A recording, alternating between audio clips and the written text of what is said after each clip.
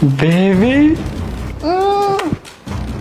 তোমাকে না আজকে অনেক সুন্দর লাগছে।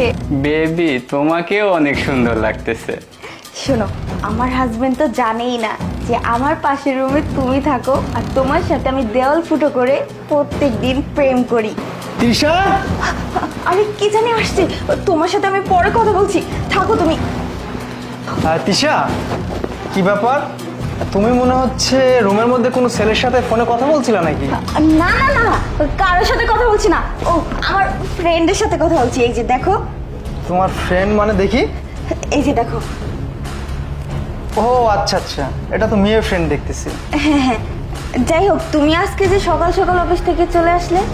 ওই কাজ একটু তাড়াতাড়ি কমপ্লিট হয়েছে তাই চলে আসলাম। আচ্ছা, এক কাজ করি, বসি।